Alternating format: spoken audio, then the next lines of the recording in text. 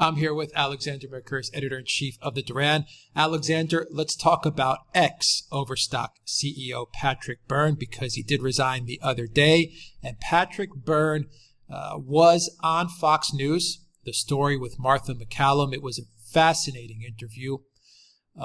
He made some incredible claims. Perhaps the most incredible claim, it was absolutely stunning, was that he said that he was getting his orders to spy on the Trump campaign. He also mentioned he was given orders to spy on the Hillary Clinton campaign and the Ted Cruz and the Marco Rubio. You can comment on that as well. But he said he was getting those orders from none other than Peter Strzok. But here's the caveat, Alexander. He didn't say he got those orders directly from Strzok. He said he was getting it from other FBI agents. He always mentioned, men in black, top FBI agents, not the rank and file. He stressed that during the interview. But he said he realized he was getting the orders from Strzok after he saw Strzok testify on television. It was a bizarre interview. Byrne was very believable at times, and at other times he looked a little off the wall. But Alexander, get into the Peter Byrne case, because it ties in with another interesting Russiagate case, and that's the one of Maria Butina. I don't know if you can call it a Russiagate case, but it is intertwined with the Russiagate narrative. Byrne dated Butina. He didn't date her. We still really don't know what happened there either. I've heard conflicting stories that they dated. I've heard they haven't dated. Alexander, get into the story a little bit. Well, the first thing to say is that I find all of this extremely believable because it fits together with the jigsaw, the pieces of the jigsaw that we've already been seeing. It looks as if certain people within the intelligence community in the United States were operating a very aggressive operation during the 2016 election and after, in order to try and basically link Russia with the presidential election in any way they possibly could. And I want to say something here, because we did a live a couple of days ago in which we brought up the subject of Bern and the person that he was in contact with, or seems to have been in contact with, who was Butina, and the fact that he was apparently doing it at the instigation of the FBI. And of course, the FBI is part of the US intelligence community. And you asked a question during that live, which I thought about a lot at the time, but was a bit uncertain how to answer during the live, which is that you said that it seems very surprising that a person like Butina, who is just a student, is meeting all these incredibly important people in the United States. A young Russian woman comes to study in the United States. However capable she is as a networker, she's meeting people like Bern, and she's meeting top people in the NRA, and this doesn't seem to make very much sense.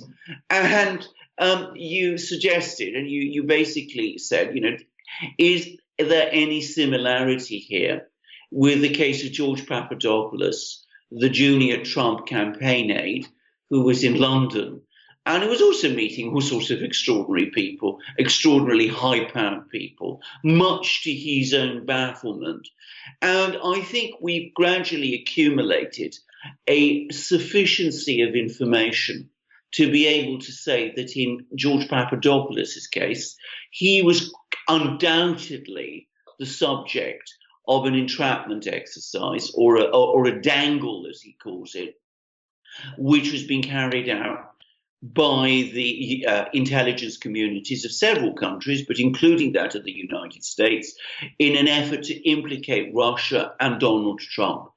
And my takeaway of the Bern story is that something very similar now is happening with what was happening with the target in the United States being Maria Butina. I was not sure about this when we did our live. I'm much more sure about this now. And I think what Bern is saying really does give strength and forced to this analysis. Because firstly, you have this young woman who's meeting all these important people. One of them is Bern. Bern says that he was contacting her at the suggestion of the FBI. He was meeting all of these people. He then hears from the FBI. He then hears the congressional testimonies, and he's able to put the pieces together.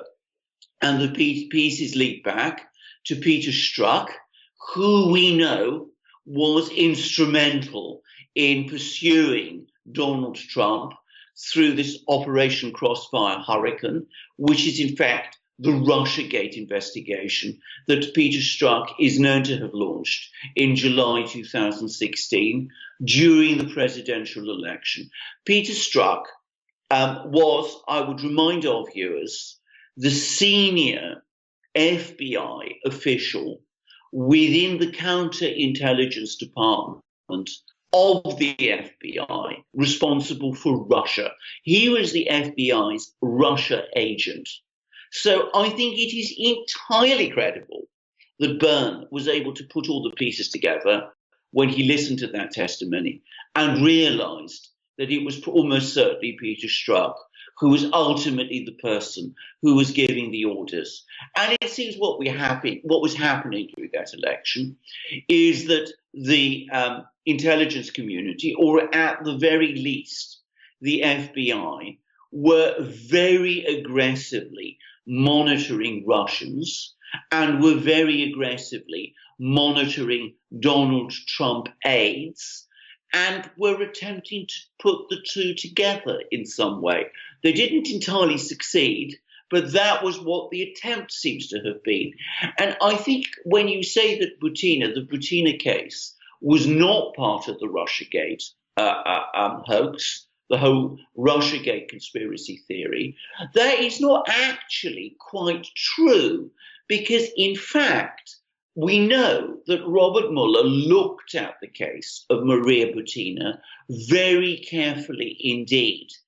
And the reason he did not include it in his report, and he did not include it in his investigation, is that in the end, it proved impossible to link Butina to Donald Trump or to the Donald Trump campaign. And that's why he passed the case on. But it was in the context of the Russiagate hoax that the FBI and the US intelligence community was taking this extraordinary interest in Butina. And bear in mind, Butina was meeting, or was being led to meet with some very interesting people in the NRA, people like Bern also, who were, of course, in some way connected, in the NRA's case, definitely connected to Donald Trump, because they were supporting him. So I think we are now seeing all the pictures. It's another part of the jigsaw that fits together and fits together very well. And it's very interesting that Byrne is talking about John Durham and his investigations, because it seems to me that that's a very clear hint that John Durham is looking into the Butina story also. Okay, so a lot of the media, the mainstream media, Fox News, Laura Ingraham comes to mind. Even Tucker Carlson, I believe, mentioned it. And a lot of alternative media as well, I would say libertarian and even alternative media that does lean right, conservative right, has branded Maria Butina as a Russian spy. Sometimes they'll say alleged Russian spy, but for the most part, they'll say Russian spy. Actually, I believe Laura Ingraham actually did say that she is a Russian spy. Now, you're saying, and I agree with you on this, that is not the case. What Maria Butina actually was the Russian version of George Papadopoulos. So the deep state, the FBI, they knew Maria Butina's fascination with the United States and her fascination with guns. She is a semi-celebrity in Russia. Not a big-time celebrity, but she is well known for her gun advocacy in Russia. She comes to the U.S., I'm sure the FBI, the CIA, they had her number. They knew she was coming. They had her flagged. Then they sick all these high-powered, successful men at her. They go to trap her. Once again, in almost a reverse way to how they tried to trap Papadopoulos. And one of these guys is Patrick Byrne, a very wealthy, very successful entrepreneur, CEO of a listed company, Overstock. And he is put on the Maria Butina case. He told Martha McCallum on Fox News that he's done many investigations for the FBI, usually related to Wall Street. But he says, and I quote Alexander, "I was given some fishy orders and I carried them out in 2015, 2016, thinking I was conducting law enforcement." He then went on to say, "I didn't know who sent the orders, but I did them. Last summer, watching television and some congressional hearings, I figured out where these orders came from. They came from a guy named Peter Strzok." Byrne also named other individuals, with McCallum reminding him those officials or former officials worked at the FBI. I'm taking this straight from the Fox News website, Alexander. Does this scenario make sense? Maria Butina was not actually a Russian spy. She was actually the female Russian version of George Papadopoulos in the United States. That's how it looks to me, and it to me makes total sense. Can I say one thing straight away? Maria Butina was not a spy. We know she was not a spy because the US government has in effect admitted she was not a spy. She has never been charged with espionage.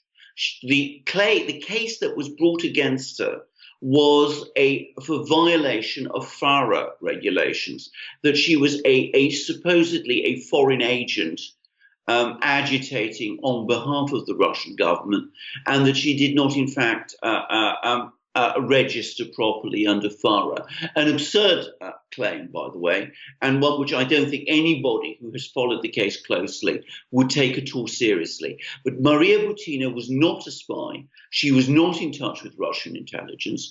They'd gone through all her various emails. They found absolutely nothing there that linked her to any part of the Russian intelligence organization in any way whatsoever. And stories that have been circulated that she exchanged sex or offered sex for secrets is not only untrue, as the US government has itself admitted, it is defamatory. So she was not a spy. She was a very prominent gun activist in Russia, as you said correctly, a semi-celebrity in Russia, somebody who had some contacts with people in the Russian financial establishment.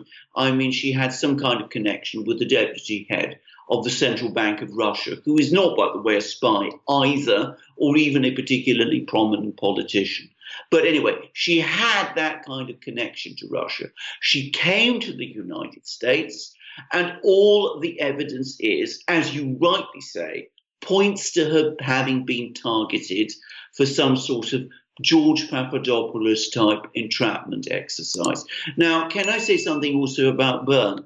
You are absolutely right to point out that he is a successful businessman, an entrepreneur, the CEO of a company. Everything about him suggests a successful, deeply patriotic American. He has no incentive that I can see to lie about any of this. And he's not the sort of person you would expect to lie about any of this. So when he says that he has actually assisted US law enforcement on various cases in the past, but was beginning to find some of the instructions he was receiving strange and suspect, and that he couldn't for the life of him see why he was being asked to undertake this very, excessive surveillance on this person, Butina. All of that I find completely believable from Bern's side. I mean, he doesn't seem to me at all the sort of person who would make up these sort of stories. Now, maybe he's putting putting things together, putting 2 and 2 together and making 5.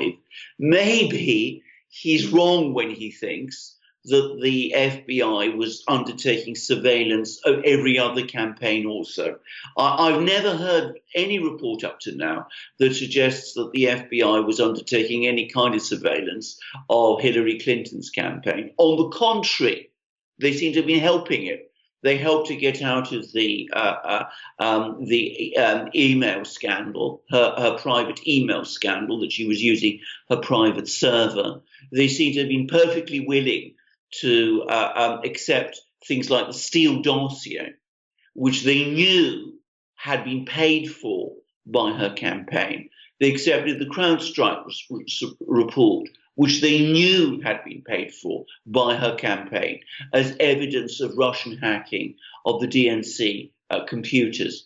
But I think that even though he may be taking things a bit too far, the essential of his story, that he was being instructed and directed by these men in black, as you call them, to carry out very strange activities that seemed increasingly strange to him, and which to him seemed like they had an increasing political dimension.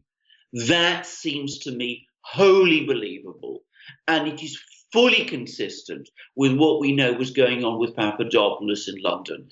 And can I point out the Butina surveillance and apparent entrapment seems to have been going on at exactly the same time as the Papadopoulos surveillance and apparent entrapment in London.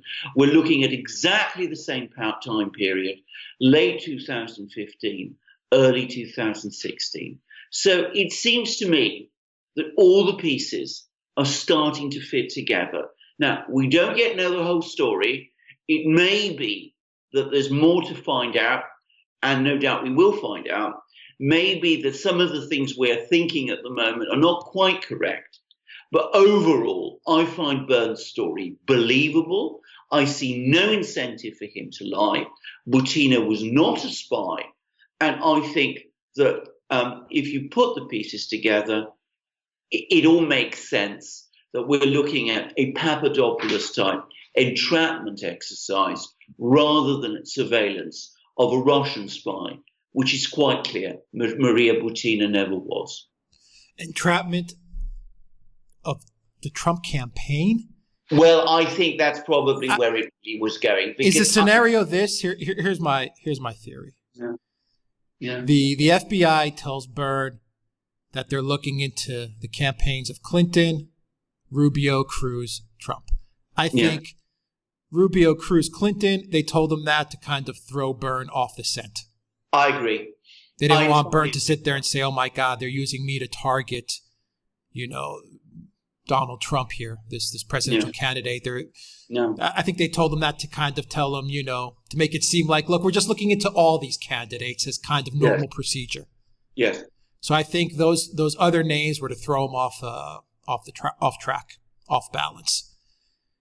They were targeting Butina in order to figure out a way to connect her to the Trump campaign, so then they could say that this Russian girl, who is in effect a spy from Russia, came to the U.S. and she has ties to the Trump campaign, and our sources have connected those dots. Is that the entrapment, the narrative that they were looking to create? Yes, that's how it seems to me. And by the way, can I make it absolutely clear? I agree with what you say about all these stories about the Rubio and Clinton and Cruz campaigns. I think that was dust thrown into Byrne's eyes because they realized that Byrne would not be happy to be used to entrap the Trump campaign. And he wasn't. He wasn't, exactly. When he found out, he backed off. He was an intelligent man. He worked it out. He said no. But that, I think, is what the whole story was all about. They were looking to fabricate connections between the Trump campaign and the Russians. So they used Papadopoulos to do that in London, setting up these meetings with this mysterious Professor Mifsud that we've talked about on other videos, where Mifsud is supposed to have offered or informed Papadopoulos that the Russians had dirt on Hillary Clinton, and Mifsud is supposed to have been a Russian asset, even though he wasn't. And we have the situation where Maria Butina is being sort of looked into as as somebody else who's said to be a Russian asset in the United States, even though she wasn't actually a Russian intelligence asset. But she had some connection to some people in the Russian political system. And I think the intention there, again, was to try to say that this is another example of Russian outreach to the Trump campaign. And if they'd succeeded in getting some kind of connection between members of the Donald Trump campaign and Maria Butina through, say, Bern or through the NRA, to argue that this was another example of collusion between the Trump campaign and the Russians, the NRA having been in some way connected to the Trump campaign. I mean, it supported Donald Trump. So they would have said that Maria Butina came to the United States in order to act as a liaison, if you like, between Donald Trump's campaign and the Russians via the NRA and all the rest. I think this is what it was all about. Demonize Trump and demonize the NRA, which kill two birds with one stone with Maria Butina. Exactly. Yeah. Demonize Trump, demonize the NRA, demonize the Russians, lump them all together, construct these complicated fairy tales. We have Mifsud with his alleged dirt in London, holding out the bait to Papadopoulos. And we have people like Bern being set on the Butina case in the United States in order to create some kind of story around Butina, only in the event that never crystallized. All right. Alexander Mercouris, Editor-in-Chief of the Duran. Thank you very much. Guys, if you like this video, click on the subscribe button down below. Click on that notifications bell to make sure you get notifications every time we push out a new video. And you can get an audio copy of this video. Follow us on iTunes and on Soundcloud. The link is in the description box down below. And help this channel out by donating to us on PayPal, Patreon, and Subscribestar. Your donation really helps keep this channel up and running. The link for those platforms is also in the description box down below. And another thing that helps out this channel a whole lot is if you go to the Duran shop and you pick up a magic mug, or you could pick up a really nice blue polo with an embroidered double-headed eagle, like the one Alexander Mercouris is wearing, which looks really, really good. Absolutely. 100% cotton. By the way, I haven't brought my mugs with me to Germany, where I am at the moment, because this is a rather a rapid journey, and I didn't want to put them in any danger because they're so precious to me. They're such fantastic 15-ounce perfect porcelain mugs, but you can see that Alex is drinking from one and is equally refreshed. But look what a magnificent polo shirt this is. The Germans, who are, let's remember, stylish people. I mean, they have all these extraordinary products that they produce, which are they're well-known design geniuses. They're equally impressed by these polo shirts that I'm wearing. I've been to business meetings with them. I met business people in Worms, in Mainz, across Rhineland-Pfalz. I should say, I should make it clear, I'm here on business, not so much pleasure, though I've had some pleasure. But I've been wearing my polo shirts, making a splendid impression, meeting industrialists and bankers. That's absolutely so. We will be providing details in future interviews, future videos.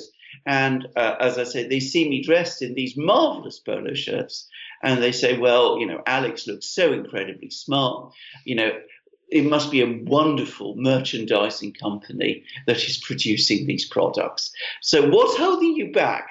Buy fantastic shirts like this, buy hats, buy stickers, buy hoodies, buy the wonderful mugs that I drink from usually and which Alex is drinking from now. Go to our shop and find our books on Russiagate. which explains so much about Russiagate. Go see our books on Brexit, which explains so much about Brexit. Help the Duran, help yourself. Alex will tell you how to do it. Just look in the description box down below. You will find a link to the DuranShop.com. Alexander Mercouris, Editor-in-Chief of the Duran. Thank you very much. Until next time, everybody, take care.